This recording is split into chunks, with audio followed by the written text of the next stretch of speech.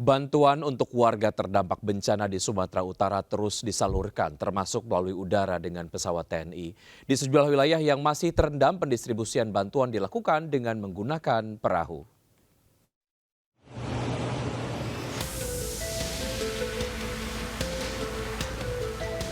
Pesawat CN-295 menjatuhkan bantuan ke wilayah desa Batu Arimo, Kabupaten Tapanuli Utara, Sumatera Utara. Sebanyak 90 helibox diterjunkan dalam 3 kali putaran. Masing-masing membawa sekitar 5 kg logistik. Wilayah yang dituju merupakan daerah perbukitan terpencil dengan kondisi drop zone sangat sempit. Setelah diterjunkan, bantuan akan diambil oleh warga atau personil Satgas TNI yang sudah berada di lokasi untuk memastikan distribusi tepat sasaran. Sementara itu, Presiden Prabowo Subianto mengecek distribusi bantuan serta dapur umum di posko pengungsi Gorpan dan Tapanuli Tengah, Sumatera Utara. Presiden Prabowo juga mendengar langsung cerita beberapa pengungsi yang menyelamatkan diri dari banjir bandang dan longsor.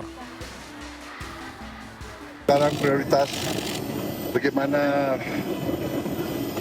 bisa segera kirim bantuan-bantuan yang diperlukan, terutama BBM yang sangat penting. BBM tadi yang dilaporkan ke saya yang sangat penting. Ada beberapa desa yang terisolasi, insya Allah kita bisa tembus. Listrik sebentar lagi saya kira bisa dibuka semuanya. Presiden memastikan setiap langkah darurat telah ditempuh oleh pemerintah dan distribusi bantuan telah menjangkau seluruh masyarakat yang terdampak banjir bandang serta longsor. Tim Liputan iNews melaporkan.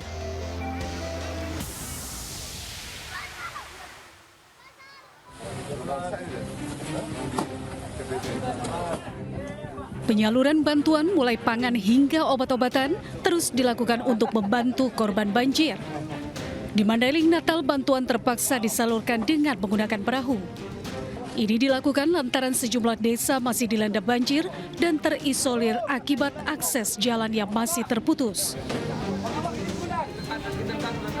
Minimnya bantuan membuat para korban banjir kelaparan hingga banyak dari mereka yang terserang penyakit. Meski banjir sudah berlangsung sepekan, namun bantuan yang didapat warga masih sangat minim. Dari Mandailing, Natal, Sumatera Utara, Ahmad Hussein Lubis, iNews melaporkan. Sementara itu, pemirsa, akibat banjir BBM langka di Mandailing, Natal, Sumatera Utara, warga terpaksa antri di SPBU hingga tidak tidur semalaman karena takut tak kebagian BBM.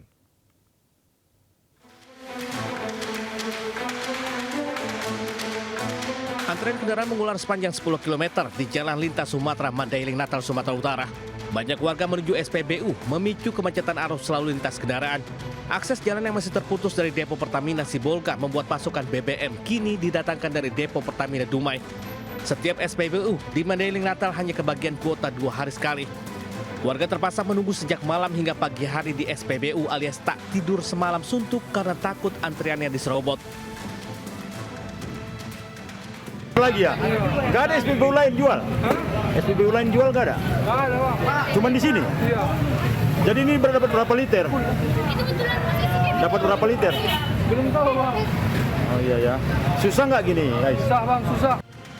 Guna mengantisipasi kericuhan, Polres Mandailing, Natal menerjunkan 20 personil di setiap SPBU. Dari Mandailing, Natal, Sumatera Utara, Ahmad Hussein Lubis, iNews melaporkan. Jenazah korban bencana alam banjir dan longsor yang melanda wilayah Padang Panjang, Sumatera Barat digotong oleh polisi dan warga melewati jalan setapak di kawasan Lembah Anai.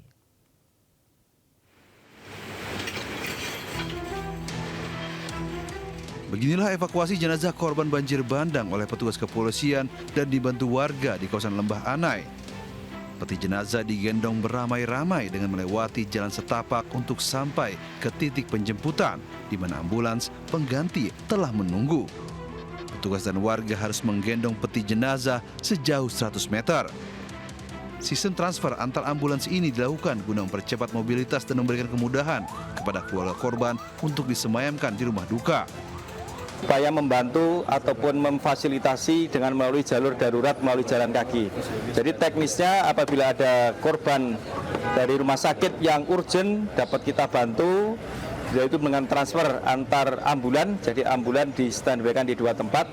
Jadi melintas melalui jalur yang melalui pinggir rel ataupun di tengah hutan tersebut. Sebanyak 6 titik badan jalan di Lembah Anai kini rusak parah dan 1 titik dinyatakan putus total. Polisi pun menutup total jalur Lembah Anai dari seluruh jenis kendaraan. Dari Padang Panjang, Sumatera Barat, Agung Sulistyo melaporkan. Seorang nenek terjatuh dari sepeda listriknya saat 2 pria menarik paksa kalung yang dikenakannya di Kabupaten Jombang, Jawa Timur. Sementara itu seorang pria babak belur dihakimi warga setelah gagal menjamret di siang bolong.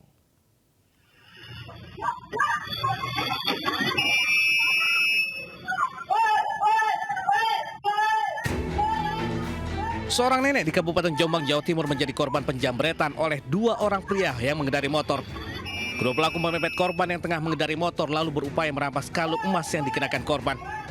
Korban yang panik terjatuh sementara pelaku kabur. Warga yang mengetahui kejadian langsung berusaha menolong korban dan mengejar pelaku.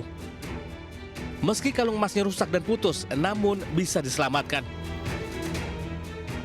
Kalung istri saya terjatuh. Berarti nggak sempat dibawa lari, Pak, ya? Enggak. Jatuh. Terus setelah teriak-teriak jambret-jambretnya seperti apa warga? Warga nggak ngelumpuh, wadah. Datang semua? Datang semua. Akibat kejadian, korban mengalami trauma dan tidak melaporkan kejadian ke polisi. Dari Jombang, Jawa Timur, Mukhtar Bagus, iNews melaporkan. Bantuan untuk warga terdampak bencana di Sumatera Utara terus disalurkan, termasuk melalui udara dengan pesawat TNI. Di sejumlah wilayah yang masih terendam, pendistribusian bantuan dilakukan dengan menggunakan perahu.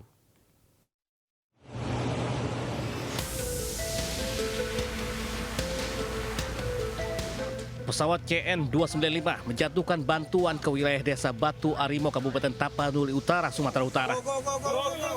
Sebanyak 90 helibox diterjunkan dalam 3 kali putaran. Masing-masing membawa sekitar 5 kg logistik. Wilayah yang dituju merupakan daerah perbukitan terpencil dengan kondisi drop zone sangat sempit. Setelah diterjunkan, bantuan akan diambil oleh warga atau personil Satgas TNI yang sudah berada di lokasi untuk memastikan distribusi tepat sasaran.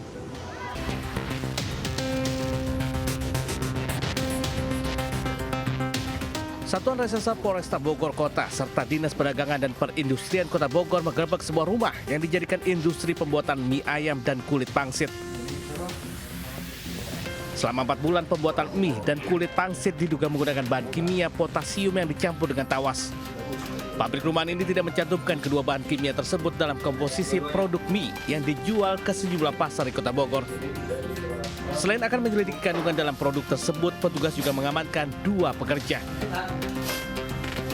Mie dan pangsit yang berdasarkan penuturan dari tersangka ya Pak. Ya. Tersangka ini mereka menggunakan tawas ya.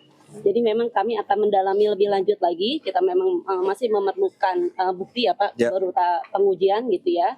Karena tawas sendiri memang bukan merupakan bahan tambahan pangan ya Pak.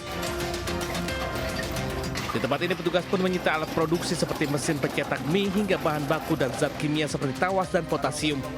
Pemilik usaha tersebut diduga melanggar Undang-Undang Perlindungan Konsumen. Dari Bogor, Jawa Barat, Andi Firmansyah, iNews melaporkan.